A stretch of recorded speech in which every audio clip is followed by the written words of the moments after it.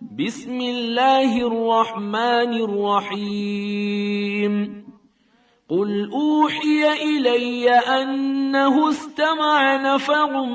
من الجن فقالوا إنا سمعنا قرآنا عجبا يهدي إلى الرشد فآمنا به ولن نشرك بربنا أحدا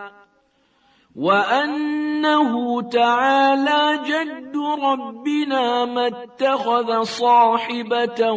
ولا ولدا وأنه كان يقول سفيهنا على الله شططا وأنا ظننا أن لن تقول الإنس والجن على الله كذبا وأنه كان رجال من الإنس يعوذون برجال من الجن فزادوهم رهقا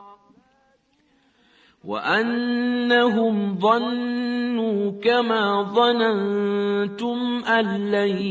يبعث الله أحدا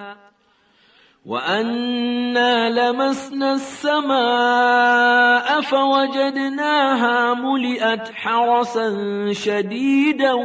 وشهبا وأنا كنا نقعد منها مقاعد للسمع فمن يستمع الآن يجد له شهابا رصدا وأنا لا ندري أشر أريد بمن في الأرض أم أراد بهم ربهم رشدا وأنا منا الصالحون ومنا دون ذلك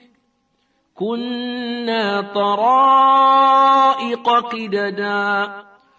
وأنا ظننا أن لن نعجز الله في الأرض ولن نعجزه هربا وأنا لما سمعنا الهدى آمنا به فمن يؤمن بربه فلا يخاف بخسا ولا رهقا وأنا منا المسلمون ومنا القاسطون فمن أسلم فأولئك تحروا رشدا وأما القاسطون فكانوا لجهنم حطبا وأن لو استقاموا على الطريقة لأسقيناهم ماء غدقا لنفتنهم فيه ومن يعرض عن ذكر ربه يسلكه عذابا صعدا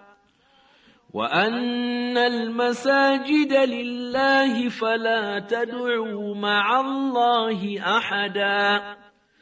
وأنه لما قام عبد الله يدعوه كادوا يكونون عليه لبدا قل إنما أدعو ربي ولا أشرك به أحدا قل إني لا أملك لكم ضرا ولا رشدا